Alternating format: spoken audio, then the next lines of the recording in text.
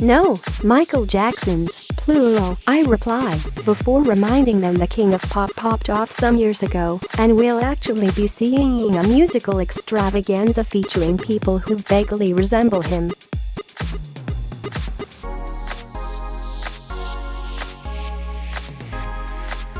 My wife, daughters and I are discussing the evening entertainment at a Haven holiday park in Pwllheli, North Wales, where we'll be staying for the week.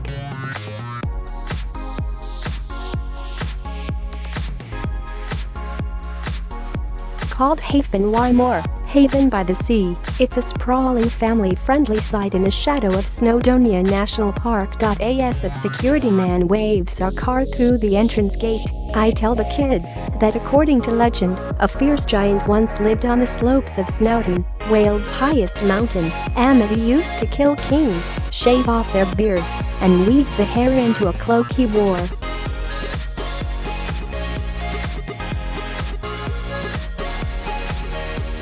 This attempt to kickstart a discussion on local folklore falls flat as they reply, "Can we go swimming today? Please?" At reception, the smiliest woman I have ever seen hands us a map and keys and we head off to our accommodation, a luxury lodge in the £1 million Fairways development, unveiled last May.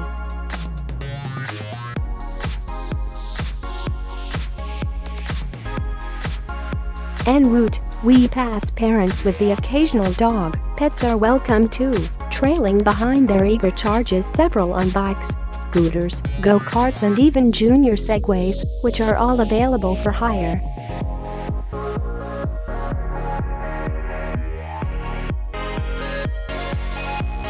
Some are heading to the sports drone and soft play area, others to the pedalos and bungee jump trampolines. We also catch a tantalizing glimpse of the very popular aerial treetop assault course, where hard-hatted souls, young and old, climb steps to a sky-high walkway and zip wire across a lake into a canopy of leaves.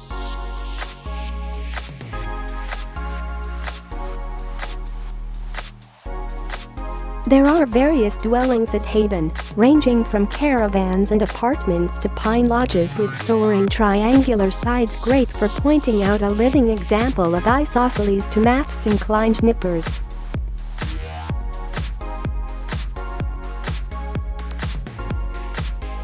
We are staying in a 3-bed caravan lodge with surround decking, which is built around a man-made lake near the seaside and a golf course.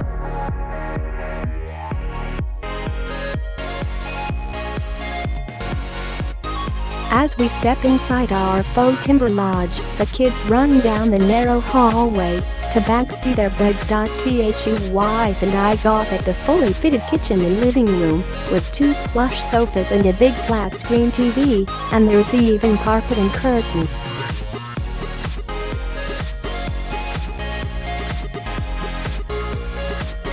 Cardigan Bay and the Irish Sea is a 5-minute stroll away. Here, a band of pebbles ripe for skimming gives way to a secluded sandy coastline where you can jump waves, have a dip or hunt for hermit crabs among the rock pools.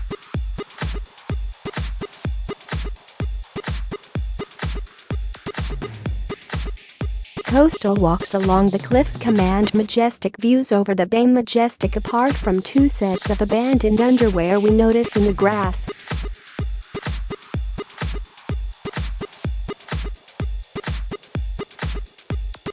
Negligent skinny dippers? Or perhaps an amorous couple who spontaneously combusted. Holiday food is always a thrill for kids.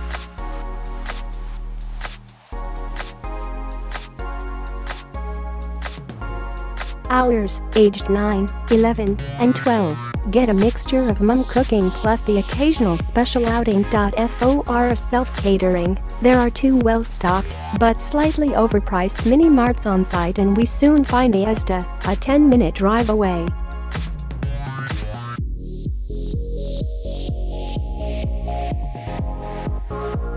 There's also a Burger King, Starbucks, and Papa John's at Haven. If you can't resist a bit of high street nosh. Other on-site options include a fish and chip shop or the Cockney-sounding bar and restaurant Mash and Barrel.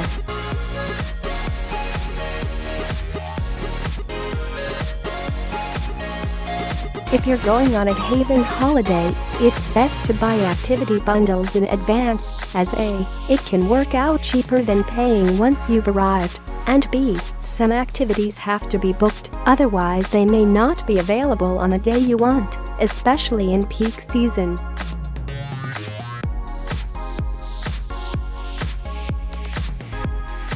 We reserved the treetop aerial adventure, a mixture of zip wire and rope bridge challenges, but there is a height restriction.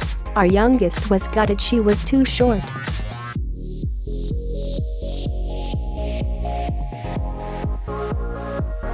Her sisters and my wife do have a go, whizzing in a harness 40 feet off the ground above the lake containing terrifying beasts, actually, giant swan pedalos.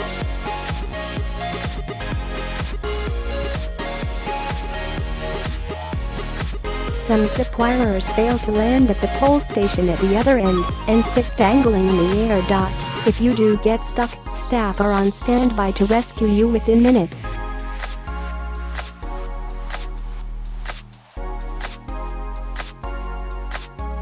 It takes anything from 10 minutes to an hour to finish the course, and one of my daughters does get stuck. After a brief panic, she does as shown in pre-zip training and pulls herself along to the landing station.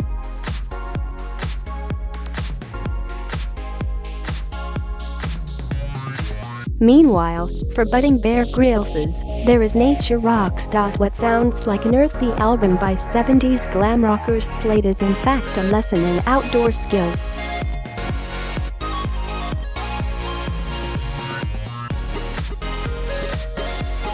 The sessions, which you'll need to sign up for, give children the chance to study bushcraft and get close to wildlife, from learning how to start a fire to identifying an animal from its tracks.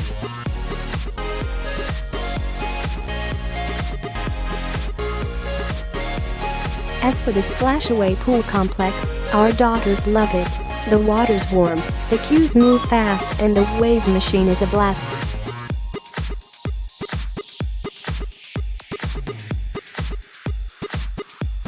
Arrive early, though, as the changing rooms get very busy. The bungee trampolining is great fun. The staff start you off gently, and if you're willing, they'll bounce you very, very high.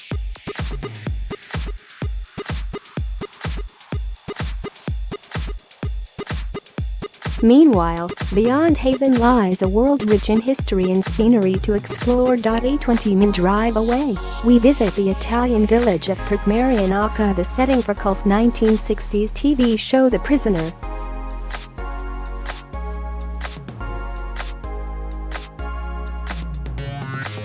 I try to explain the program's concept of man's captivity to the little ones, but quickly give up and suggest they just stand on the giant chessboard in the heart of the village and have some ice cream instead.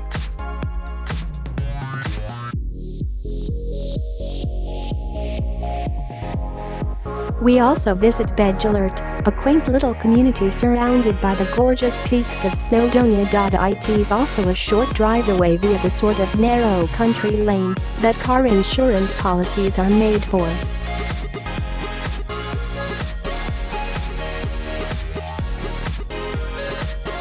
It's big on eateries. Every other shop is a pub, cafe or restaurant, not so big on pavements, so keep your kids close. It was also home to Alfred Bestel, who illustrated Rupert the Bear stories.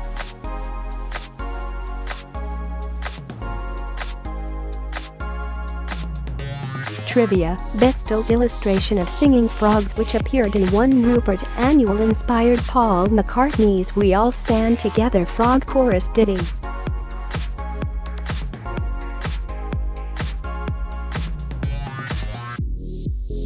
The high point of our day trips is, technically, the lowest point. 500 feet underground. In a slate mine. Our tour of the Letchwood Slate Caverns proves to be a powerful and emotional experience, led by a man named Rich, whose ancestors, stretching back 6 generations, worked these very mines.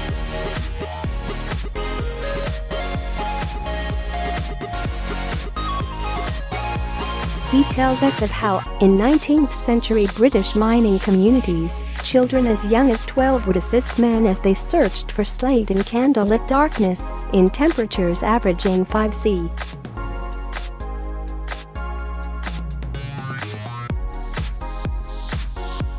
It was an age before compulsory schooling and health and safety laws. For the men below, lung disease was rife and life expectancy was short.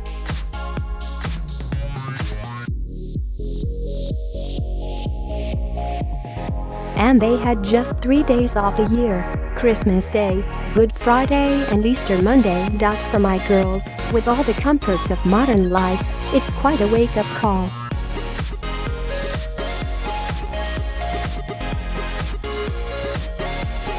On the journey back to Haven, they view the slate groove tiles on the houses we pass in a new light. Back at camp, we look through the program of night activities, from karaoke and bingo to family disco and game show night.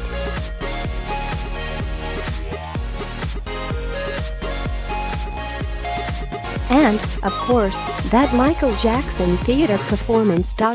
Male and female performers do a good job and play to a packed house on the evening we attend.